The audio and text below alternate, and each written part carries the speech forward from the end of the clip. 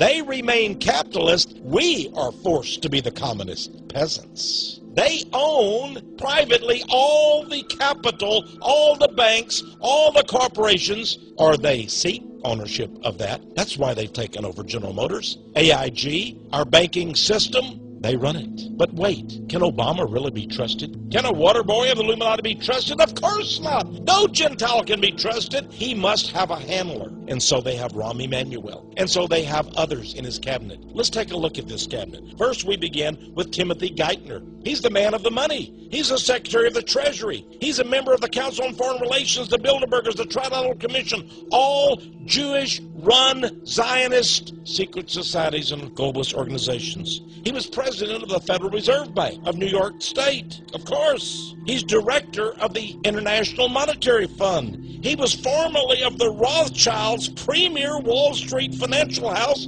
Goldman Sachs. And he was on the staff of Kissinger and Associates. On Portfolio magazine, run by the Jews, by the way, owned by them, here's Geithner. Lead us, please, it says. Geithner worked for Henry Paulson, who was called King Henry by Newsweek. He was the Secretary of Treasury under George W. Bush when the whole economic system of the world collapsed. And now Geithner is running things for Goldman Sachs, for Rothschild, for the Fed Reserve Bank. And then there's Ben Bernanke, shown here with Henry Paulson. Ben Bernanke, is he a Jew? You better believe it. Is Geithner a Jew? That's right. Is Paulson a Jew? You know it. They're all Jews. And what is their dirty little secret? It is that the entire global financial system has been placed at risk by them. It is that the wealth of the United States and the world has been plundered by the Jews. Now there has to be scapegoats. Here's a scapegoat. Bernie Madoff. He's a Jew. Did you know that Bernie Madoff sent at least $20 billion of his missing $65 billion to an Israeli bank in Tel Aviv that's owned by one of the most powerful and rich Jews in the world, Edgar Bronfman of Seagram Distillery fame? Notice this magazine. They have Madoff, this picture. Look at the background.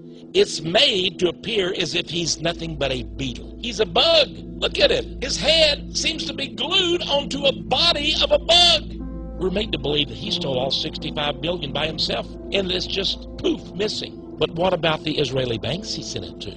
Is that where the money is? Should we understand that Bernie Madoff not only was head of NASDAQ at one time, one of the largest stock market exchanges in the world, but hold it, he was also the head of the American Jewish Congress. The American Jewish Congress, that's a coalition of all the Jewish organizations in America. Edgar Bronfman, the banker from Canada, was head of the World Jewish Congress, and Madoff was his lieutenant at the American Jewish Congress. What happened to all the money when America's financial system collapsed? Why are we now suffering so? Why are there new hard times? Even Time magazine shows a suit line. We're back nearly to the 1930s, they say. Every day the jobless rate goes up. What happened to the wealth of America? Was it just destroyed? Oh, no. Chuck Bates, Executive Vice President of the International Radio Network, USA Radio News, and Monetary and Economic Views, said something very interesting.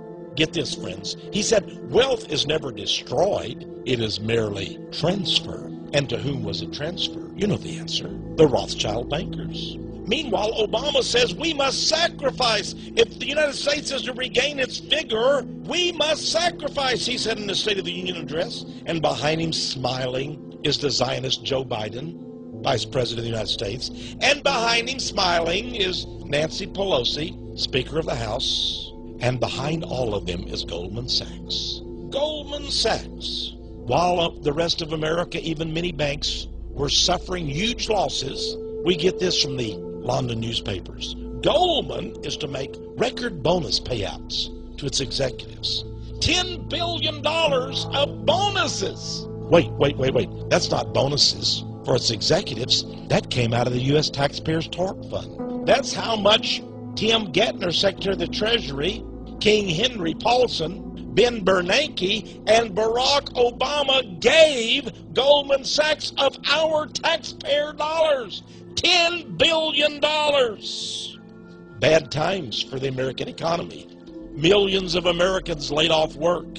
But according to Business Week, July 6, 2009, look what it says. Bad times are good times for Goldman Sachs. the Rothschild-connected firm. Here you see in Business Week a picture of the CEO, the head of Goldman Sachs. Is he a Gentile? Are you kidding me? His name?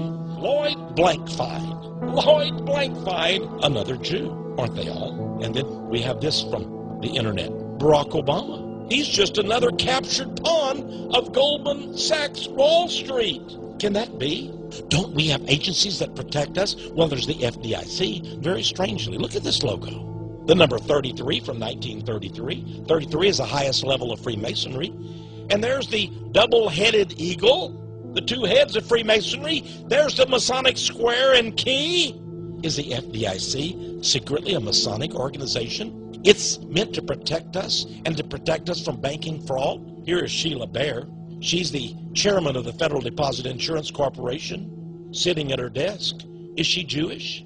You better believe it. But wait, if the FDIC can't protect us and the banks, if the President of the United States is a Zionist puppet, we've got Congress, don't we? How about the chairman of the House Banking Committee? Will he protect us? Think again. Here he is, Barney Frank. He's a Jew. He's a homosexual.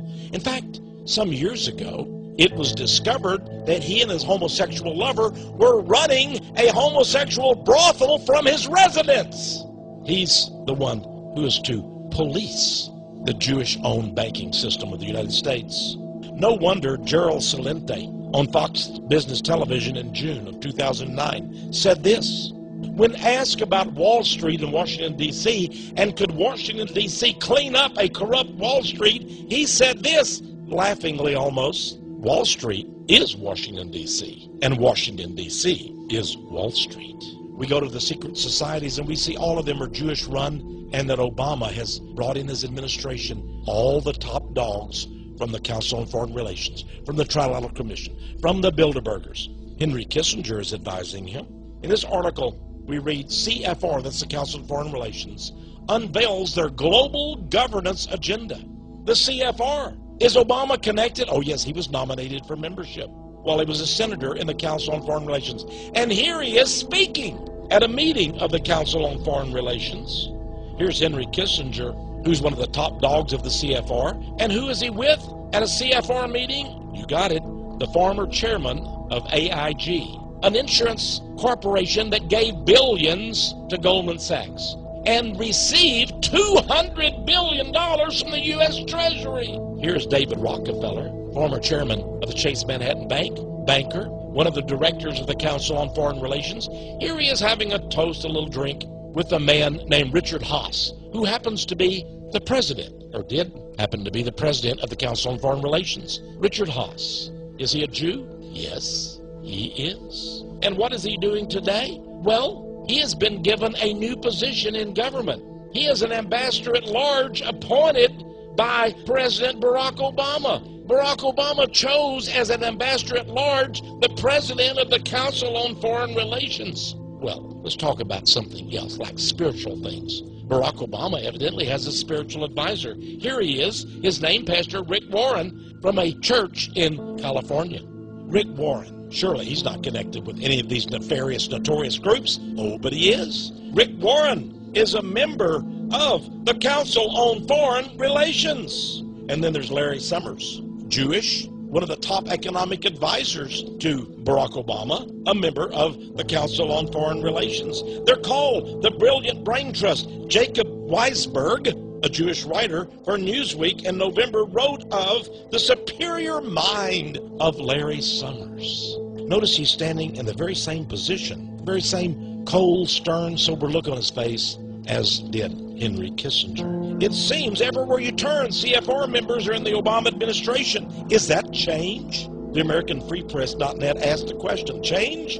They noted that the Obama inner circle is filled with Bilderbergers. They meet in places like Greece, Long Island, New York, Italy, hidden places. And guess who attends their meetings? You're right, people like Timothy Geithner, Henry Kissinger, Richard Haas, David Rockefeller. George Soros often attends as well, meetings of the Bilderbergers. He was one of the biggest funders of Barack Obama. And then we go to Lord Jacob Rothschild himself, the head of the Rothschild clan of Great Britain. You'll recall that during the political campaign One of the top economic advisors for Barack Obama was a man named Warren Buffett. Here he is shown in this picture from the Daily Scotsman newspaper. He stands at the left. In the middle, you'll recognize the Terminator governor, Arnold Schwarzenegger.